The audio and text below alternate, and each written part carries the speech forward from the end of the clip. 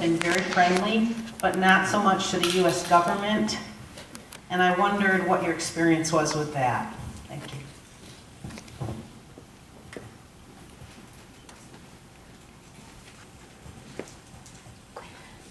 I guess I can begin with answering your question. So Cuba is definitely exchanging services with Venezuela. We discussed earlier in the presentation the effectiveness of the robustness of the medical sector in Cuba, and that's definitely been one of the exchanges provided to Venezuela in exchange for the oil supply. So that's been sort of a long-standing agreement, which helps Cuba in many ways in protecting its economy from the fluctuations in the oil market. What level of oil are they getting? How many barrels a day are they getting from Venezuela? I'm not actually positive on those numbers, and actually I'm not quite certain how easy they are to find actually. So this information is usually fairly difficult to get your hands on. Weren't there questions? Barrels a day.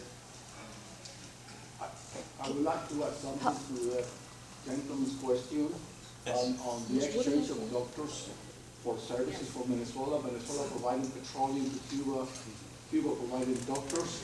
In addition to doctors, Cuba also provides internal security advice to the Venezuelan government. The Cuban internal security was trained by the East German Stasi, and the Cuban security service is in Venezuela, providing services and advice to the Venezuelan government. So it's not only doctors, but there's also internal security agents, Cuban agents actually in Venezuela. The next question is about car fuel in the transportation sector. Does anybody know about? We might not know about that. Anyone? Are they burning natural gas? Of course.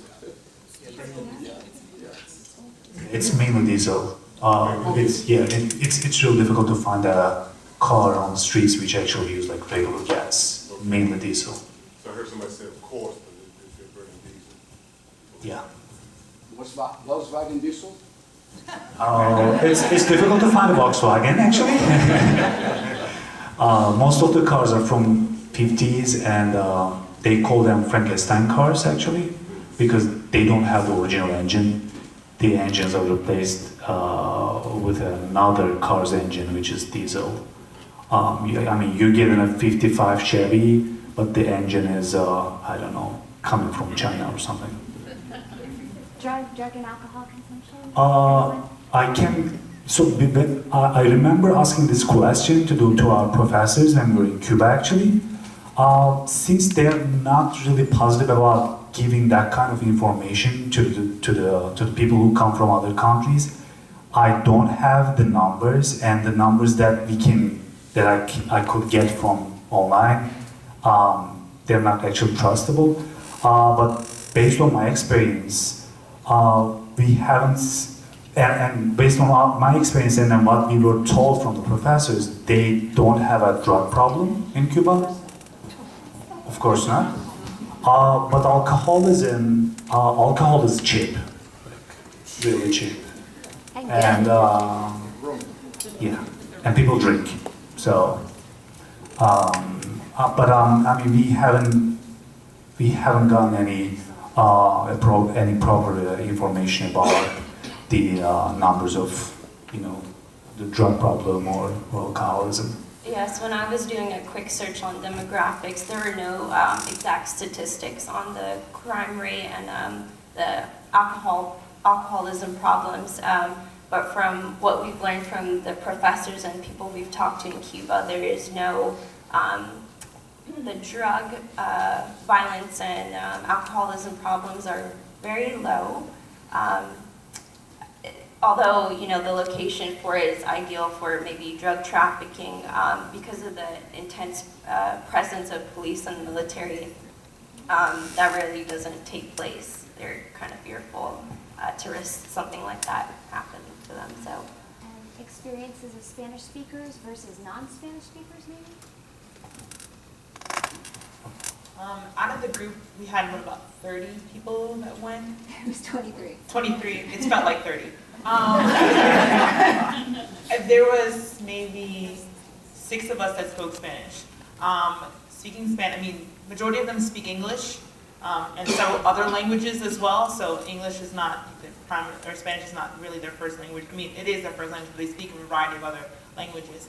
For a person that's going down there for the first time, you might have some difficulties, but for the majority of the part, you can get along just fine without speaking Spanish. If you know a few words, that's good, but I mean, you don't have to be exactly fluent in the language to get around. I mean, most of the taxi drivers, the people at the restaurants, they all speak English, and now that the tourists are coming in from other countries, especially Canada and Europe, English is primarily the language that's being spoken and being used in the tourist areas. Now, if you go outside of the tourist areas, you might find a little bit difficulties if you go out to the countryside, but for the most part, you can get around just fine. Anybody else have anything to add? Yeah. There was still another question on the table. It was about views of people or government. What was the, Oh, The feelings towards the U.S. government. Francesca, why don't you take it?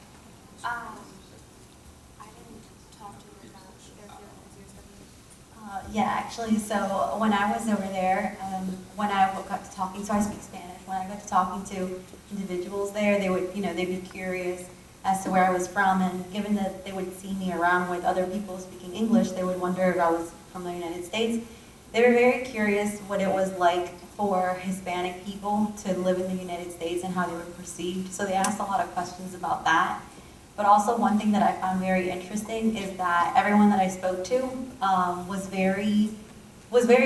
first of all, they were very friendly, but they also felt like they needed to add that they didn't have a problem with the people, with the Americans. It was just the U.S. government. But that they understood that was all politics. Like, they understood that their government wasn't perfect, and that the American government, like, that was between them, and that for them, the American people, it wasn't that they had anything against the people themselves. Did anybody else?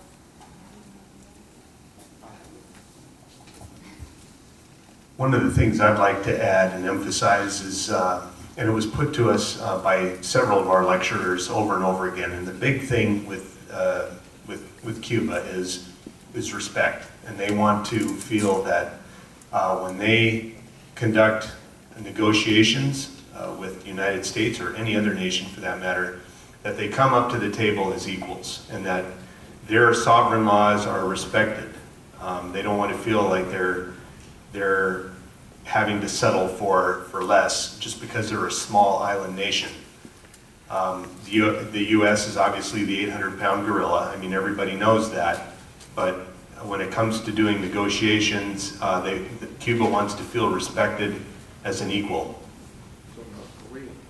I want to say something. It's important that when Americans go down there as an individual, we treat them with respect. The people are educated, they're not fools. Sometimes we go down with an attitude where we can get what we want, but that's not the case. oh no, when we try to like bargain with them, they're really like real forceful. They don't like that. They're like, no, this is a set price and that's it. Right. Sometimes you can bargain with them on certain. It didn't work for me.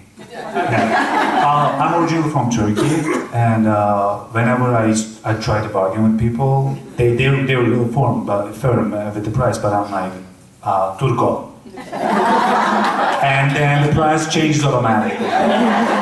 So it actually didn't work for me. Yeah, but she's definitely right. Like, if you're coming from United States, the price is really firm. They are not willing to put the price down. Yeah. With so many medical schools, are they using the medical schools to train doctors from other countries as a source of income? Unfortunately not. That was my question in the lecture actually. They have a small population of international students in their country, but their educational language is Spanish. So even if you are getting a medical education in Cuba, it is in Spanish, and you can only use it in Latin American countries. Yeah, they have international students from Latin American countries, but it's not a big number. There are two questions. One over here, the lady right here, the green. Yes. Did the group go any place besides Havana? We had to go to school every day. We have to Huh? do school every day. Yeah, but But it was right on.